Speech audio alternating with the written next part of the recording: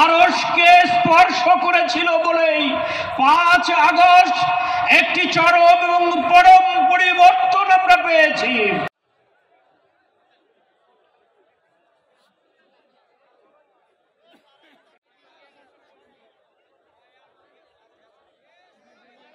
আমাদের সমস্ত কাজের উদ্দেশ্য হচ্ছে ফাংশনাল হওয়া, অর্থাৎ আপনার লক্ষ্য, উদ্দেশ্য, আদর্শের লক্ষ্যে সেই বিষয়টি পরিচালিত করা। ইকরা বিসমি রাব্বিকাল্লাযী খালাক, খালাকাল ইনসানা মিন আলাক, ইকরা ওয়া রাব্বুকাল আকরাম আল্লাযী আল্লামা বিল কালাম, আল্লামাল ইনসানা মা লাম ইয়ালাম। এরশাদ হচ্ছে, পড়ুন আপনার বুলবুল নামে, যিনি সৃষ্টি করেছেন মানুষকে জমাট রক্ত থেকে। পড়ুন আপনার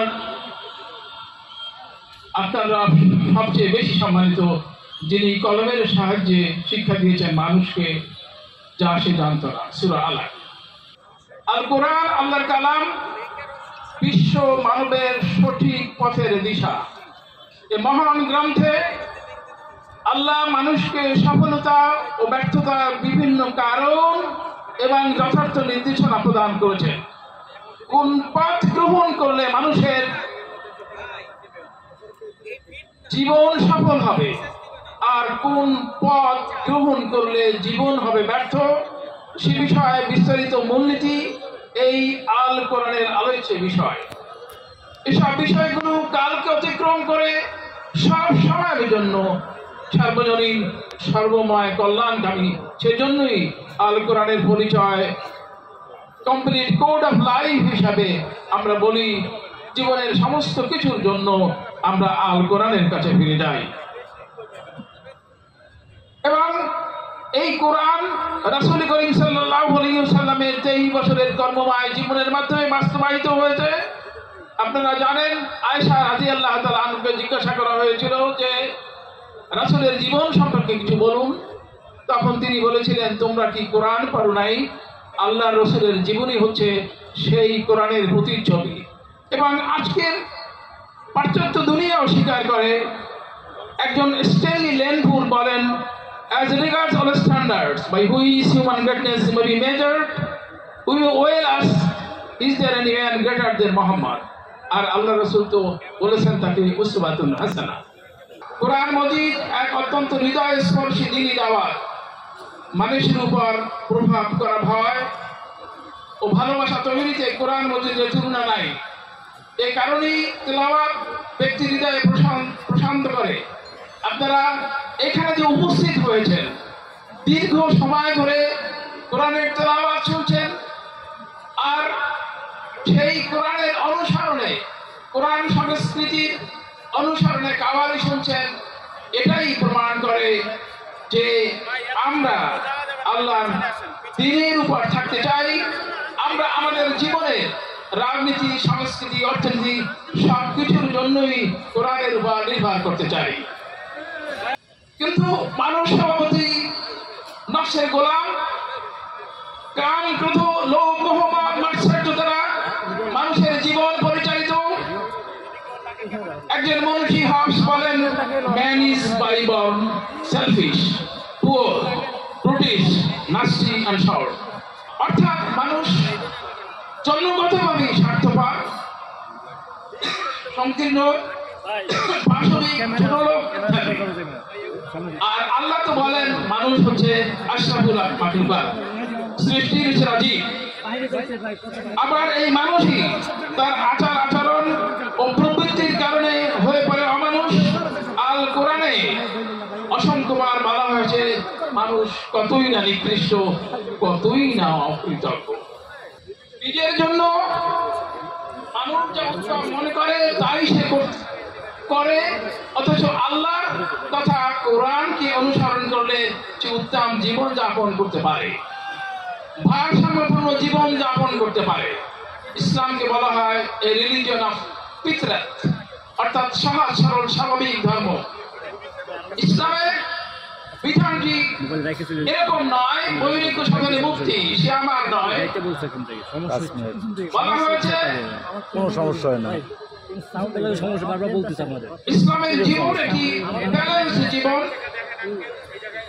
এখন একজন লোক যদি ব্যবহারিক জীবন যাপন না করে, সংসার না করে, অফিস না করে, ব্যবসা না করে, আমরা সাধারণভাবে বলি যে মানুষটা খুবই ভালো, মসজিদ আর বাসা আর মসজিদ ছাড়া কিছুই জানে না।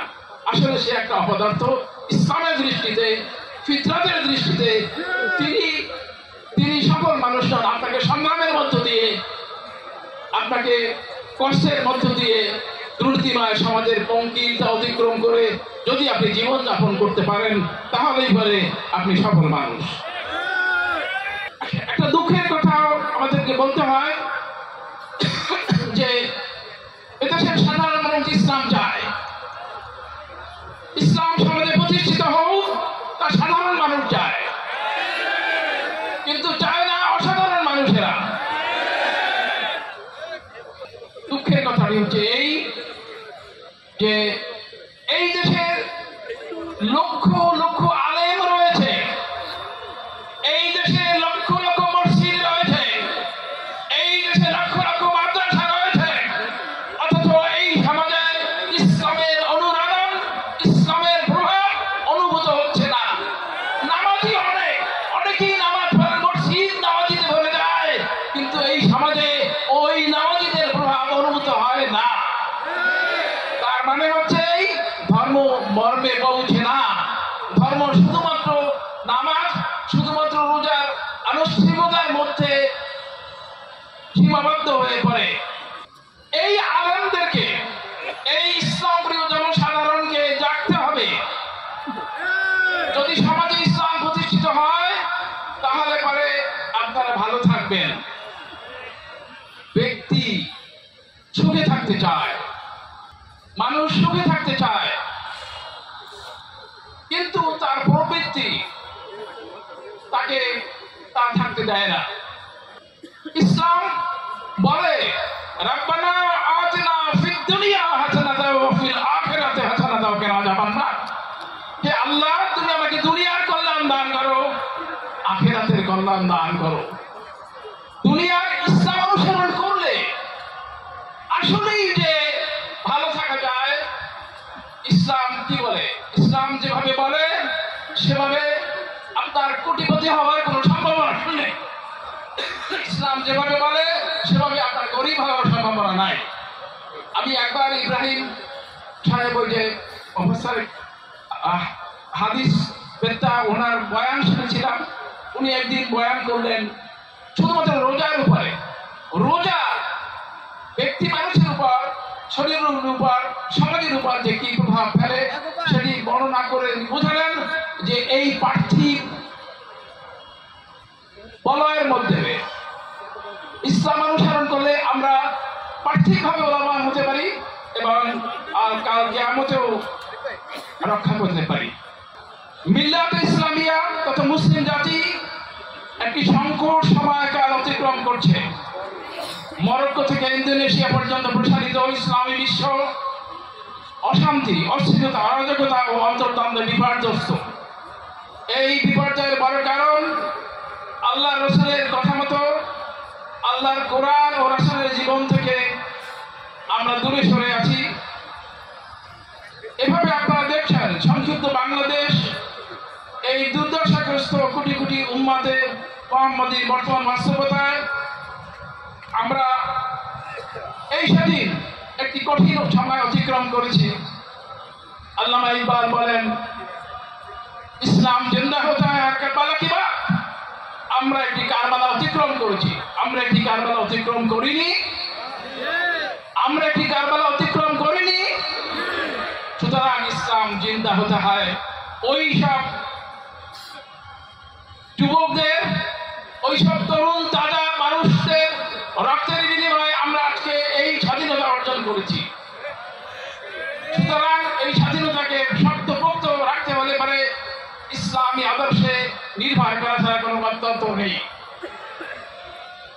আমরা আজকের এই বিজয়ের দিনে 1971 সালে এক সাগর রক্তের বিনিময়ে যারা বাংলার স্বাধীনতা ছিল তাদের প্রতিও এবং এবারের শহীদদের প্রতি সম্মান প্রদর্শন করে, শ্রদ্ধা প্রদর্শন করে কথা শেষ করতে চাই।